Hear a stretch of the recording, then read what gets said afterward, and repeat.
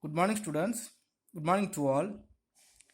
And yesterday we have studied about the economics of scale and the internal economics of scale and the external economics of scale. And you got the same concept as your study portions. So today also just we will remind the 5 minutes about the economics of scale and we will go to the next concept. The scale of production. The scale of production refers to the ratio of factor of productions. So in which ratio we have to assigning the factor of productions and in which level we can produce the commodities. This ratio can change because of availability of the factors. So the amount of or the scale of production will always will be changed because of the availability of factors. If there is no more factor of production to produce any of the commodities, so the producers cannot be able to producing more commodities. So the scale of production is an important factor affecting the cost of productions. So always the producers want to produce all the commodities with a low cost of productions. But the low cost of production always depending upon the availability of factors of productions. If there is more factors of production is available, the cost of productions may be very low. If there is no availability of the factor of production, the cost of productions will be increased. So every producer wishes to reduce the cost of productions. Hence, he uses an advantages of economy scale. So whichever way the producers want to gathering the advantages of the economies from their productions unit, he will want to get. But here the two type of the economies will be getting in the production unit, the internal economies of scale and the external economies of scale.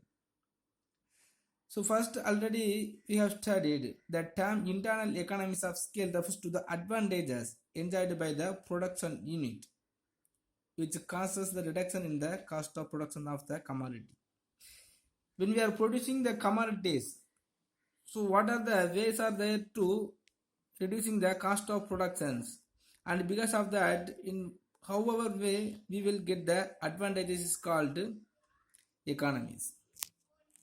So here the five type of the internal economies are there. So internal economies means so the types of advantages we will earning from the premises of the production unit is called the internal economies of scale.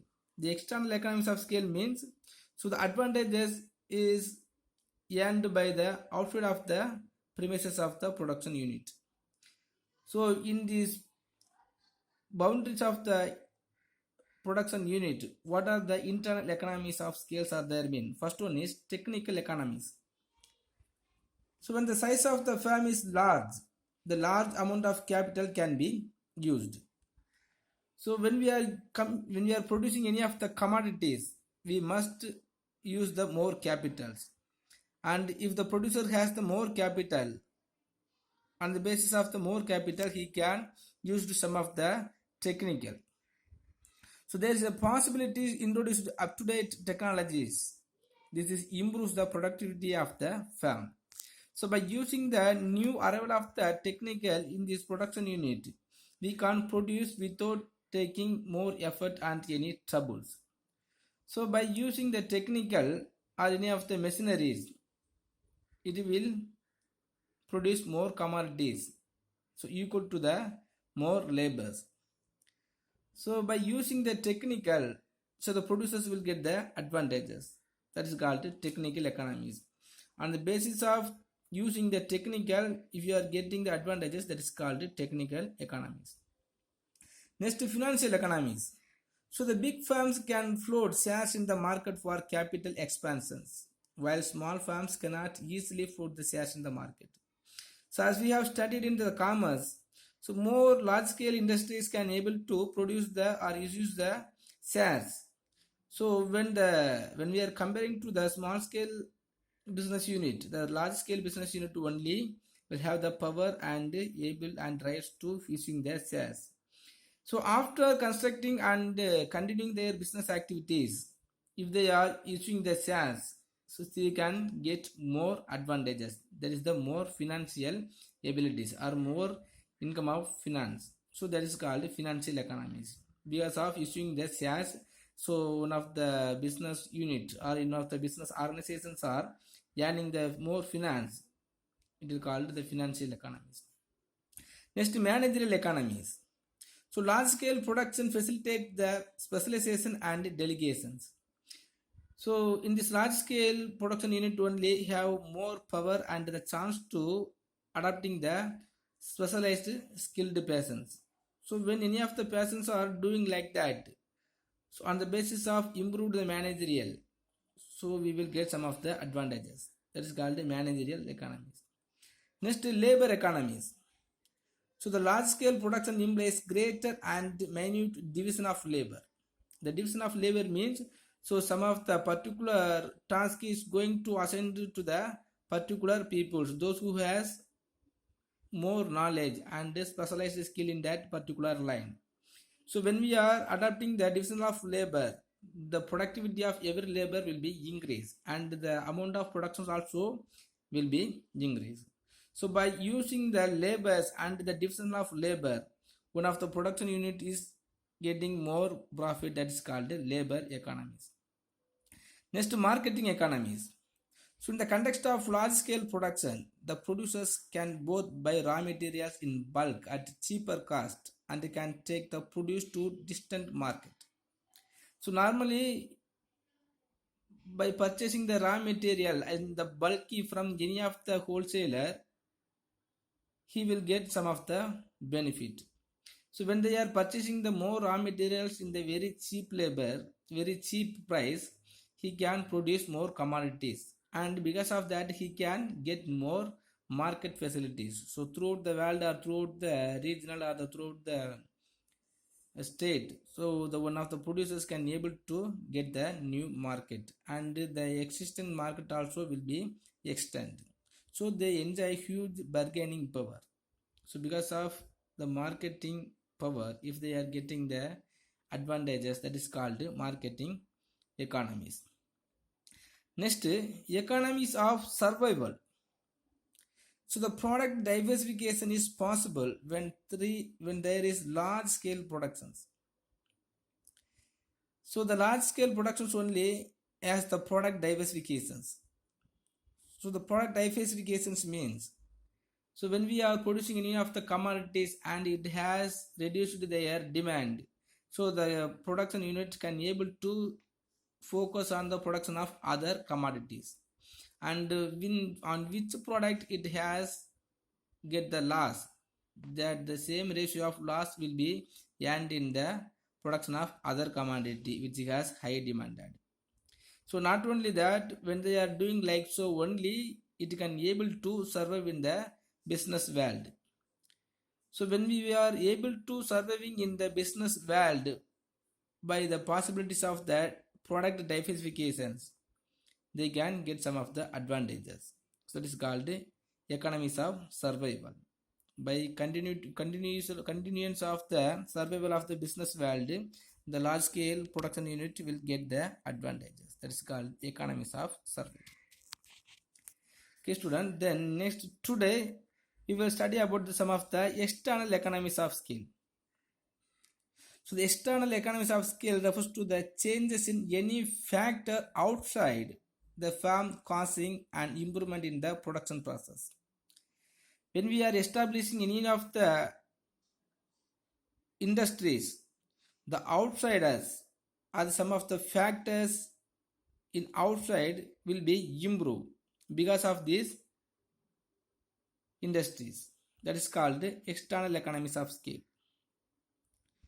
So these are advantages enjoyed by all the firms in the industry due to the structural growth. So around the business organizations, so many of the structural will be changed depending upon the industries. So the industries also will be gathering some of the advantages. That is called the external economies of scale. Some of the important external economies of scale are mentioned here. First one is increased transport facilities. How the production unit will be increasing the transport facilities mean? For example, one of the nuclear power project was there in nearby the Kudangulam, right? So once upon a time there was no transport facilities, but after established the nuclear power project in Kudangulam, so the transport facilities was increased, and some of the government also will be and some of the advantages. And suppose if the products, if the business organizations also can adapted or can provided the transport facilities for their labors and some of the members also. So on the reason of establishing and the industries only, if the transport facilities increased, that is also one of the advantages. Next, banking facilities. So when any of the large scale industries are establishing or existing in our regional, so one of the banking also has to establish on all the events undertaking on the large scale production unit.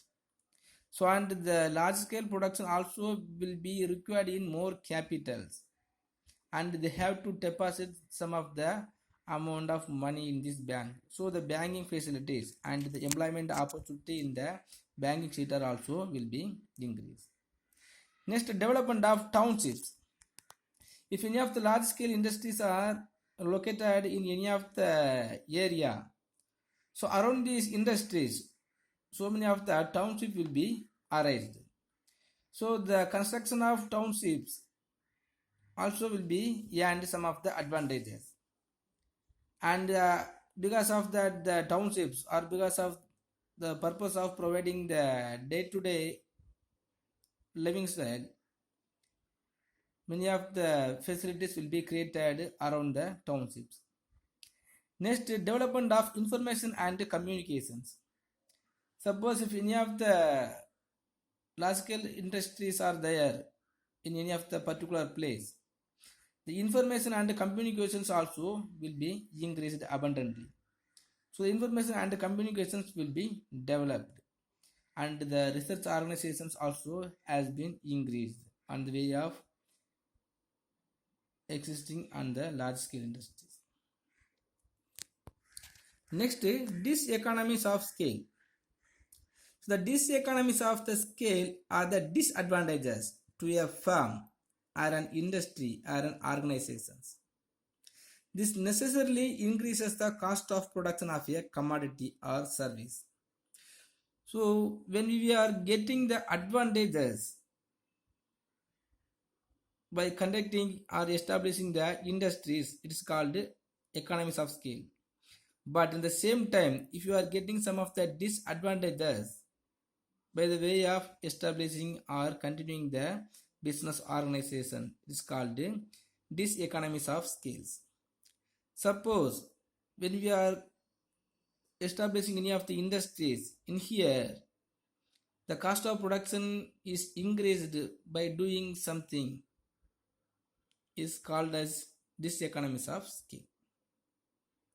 So further, it delays the speed of the supply of the product to the market. Suppose if the cost of production is increased, or some of the disadvantages only is arised within the premises of the business organizations, so the supply of the product will be less or reduced, or it will be affected. That is called diseconomies of scales. So here also we can classify it as two types. First one is the internal diseconomies of scales. If any of the problem or if any of the disadvantages are arised within the premises of the business organizations, it is called internal diseconomies of scale. Next, external diseconomies of scale means some of the unnecessary things are establishing around the business organization. Some of the disadvantages is arised. That is called external diseconomies of scale. So internal diseconomies of scale mean when the scale of production increases beyond optimum limit, its efficiency may come down. So by having the more economies of scale, if the producers are producing the commodities beyond the optimum level, So the productivity or the interest of the labor also will be reduced. And if the supply of the commodities also will be increased in the market. So on the basis of the law of supply, if the supply of market is increased, the price will be come down. So automatically the wage rate and the profit of the production unit or everything will be reduced. Next, external diseconomies of scale. The term external diseconomies of scale refers to the threat or disturbance to a firm or an industry from factor lying outside it. For example, a bus strike prevents the easy and correct entry of the workers into a firm. Similarly, the rent of a firm increases very much if new economic units are established in the locality. So already we have studied the increased transport facility is one of the economies of scales. But in the same time, if the bus strike is there, so that prevents the easy and correct entry of the workers into a firm will be arises. So the workers cannot able to come to the firm in the proper time. So the bus strike is arised on the basis of any other factors, but the firm will be affected. So some of the reasons will be affected the firm by arise any of the unnecessary things in outside of the firm is called diseconomies of scales. So like that the rent of the firm increases. So because of that more new economic units will be established. So like that if any of the problems or occurs in outside, because of that if the firms are getting any of the disadvantages, that is called the external diseconomies of scale. Okay students, next one of the concept, the law of supply. The law of supply. So we have studied already the law of demand.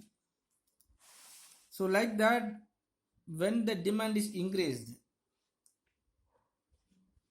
like that the law of supply also will be refers to the direct relationship between the prices of good and the supply of the good. So the law of demand is refers to the prices of good and the demand of the goods. So in this law of demand, there was a inverse relationship among the price and the demanded commodities. But in the law of supply, there is direct relationship between the price and the commodity. So the law of supply is associated with the production analysis. It explains the positive relationship between the price of a commodity and the supply of that commodity. For example, if the price of commodity increase, the supply of the commodities also will be increased. Because so the law of supply always associated with the supply side or maybe the production side. So wherever the supply of wherever the price of that commodity is increased, so the producers only have to take the effort to increasing the supply. But if you are increasing the supply, he will earning more profit. So whenever the price of the commodity is increased, so the producers will taking more effort and he will try to increasing the more supply. Okay.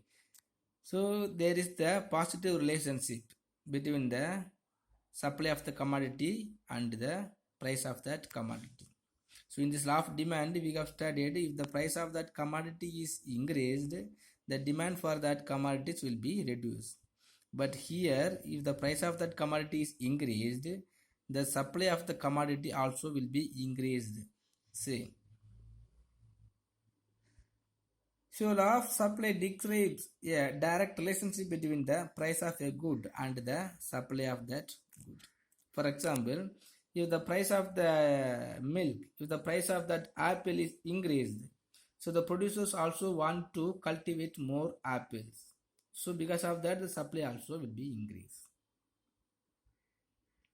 So one of the definitions are there. So other things remaining the same, if the price of a commodity increases, its quantity supplied increases. And like that, if the price of a commodity decreases, quantity supplied also will be decreased. So other things remaining the same means some of the other factors are there to affecting the supply of commodities. Suppose if the income and the taste and preference are increasing, the supply of commodities will be increased. Otherwise, long term, short term scenario is there. So we will study about later. So in the short term and the long term also, the supply of commodities will be changed. So other things remaining the same. If the price of a commodity only increases, its quantity supplied increases. And like that, if the price of a commodity decreases, so the quantity supplied of commodity also will be decreases. So next we have to study the supply function. How the supply of commodities going to functioning mean. Already we have studied the other things. So what are the other things mean? The supply of commodity depends on the factors such as price of a commodity. First one. Next, prices of a labor. Normally, if the prices of a labor is very low, the supply also will be increased. Next, price of capital is very low, the supply of commodity will be increased. The state of technology is increased, the supply also will be increased. The number of families increased in our nations, the supply also will be increased. So next, the prices of related goods will be decreased, the supply also will be increased. And the prediction of the future price, if the people predict in which the prices of one commodity is going to increase in futures, the supply of commodity will be increased in presence. If it is going like so we can draw the function of supply. We can draw the supply functions in mathematically. The quantity supply is equal to function of price of X goods and the price of related goods and the price of factor of production and the technology and the objectives of producers and the expected price of the consumers in futures. Okay, so these 6 factors also will be depending upon the supply functions. Next, assumptions. For explaining the law of supply, so we must accept or we must adapting some of the circumstances.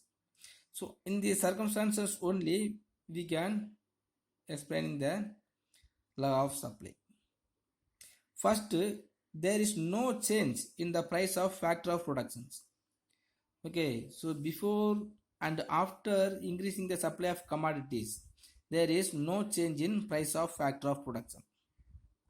And there is no change in price of capital goods. Capital goods means, for producing any of the commodities, we will use another one of the machineries. So that machinery is only considered as a capital goods. Okay, but there is no change in the price of capital goods also. Next, there is natural resources and their availability also remaining the same. Because on the basis of the availability of the resources, only the producers can increasing the supply of commodity. Okay, so the natural resources and their availabilities also has to be remain the same. There should not be any change. Next, there is the price of substitutes concept. The prices of substitutes also has to be constant, because already we have studied the substitute goods also will be depending or will be affecting the supply of commodity. So the prices of substitutes also has to be constant. Next, there is no change in technology. If the technology is increased or the new technology is arrival in this production in our production the business world, so the supply of commodity will be increased. Next, the climate remain unchanged. So because we have studied on the basis of the demand, so on the basis of the climate changes also the demand will be increased. So on the basis of increasing the demand, the supply also will be increased. Okay, so there is no climate change. The climate always remain unchanged. Next, political situations remain unchanged. So on the basis of the political situations, also the supply of commodity will be increased. Sometime if the any of the party maybe decrease the price of one commodities, but within the next 5 years some other party will come to the rule and they will increasing the price of that commodities. Okay, and they will imposing the low tax and high tax on any of the commodities. Okay, so there is no change in the political situations. Next, there is no change in tax policies. Okay, as I told already, so the tax policies also will be affecting the supply of the commodity. Okay, so these 8 assumptions must be taken to explaining the law of supply. So next, the supply schedule. See, the 5 combinations are there. So when the price is 1 rupee, the supply of commodity. So supply of commodity mean, so we can take as a apple. Okay, when the price of apple is 1 rupees, so the supply of apple will be increased the 20 unit. Suppose if the price is increased, so the producer of apple will be increased the supply of apples. So the supply also will be increased as 40. So like that, whenever the price of that apple is going to increase, on the basis of increasing the price of apple, so the supply of the apple also will be increased from 22, 40, 60, 80 and 100, because the price is increased. Whenever the price of the commodity is increased, the supplier or the producers will earning more profit. So by using the more factor of productions, by using the more capital, he will be increasing the supply of commodities. Okay, so there is positive relationship. Whenever the price is increasing, so like that the supply of the commodities also going to increase. Okay, so there is the positive relationship. So the prices also will be increased and the supply of the commodity also going to increase. Next, the supply curve. So we have studied in the law of demand. The law of demand, the demand curve will always sloping downward from left to right. From left to right only the demand curve will be there. But in this law of supply, the supply curve always will be moving upward from left to right. Because on the basis of demand, the demand always will be decreased. But here the supply always will be increased whenever the price is going to increase. Just to see here, when the price is 1 rupee, the commodity, the quality supply of commodity also will be as a 20. So whenever it will be increasing from 1 to 2, 3, 4 and 5 unit, price 5 unit rupees, the supply of commodity also will be increased from 20 to 40, 60, 80 and 100. So the supply curve also will be going upward or moving upwards from left to right. The quantum supplied of commodity X is represented, and the price of the commodity is represented on the y-axis. The points such as A, D, E, B, C on the supply curve SS represents various quantities at their different prices. So whenever the price is increased, the amount of the supply of commodities also will be increased. So there is the positive relationship between the prices and commodities there. Okay student, if you have any doubt, please ask me in the law of supply and the diseconomies of scale also. Thank you.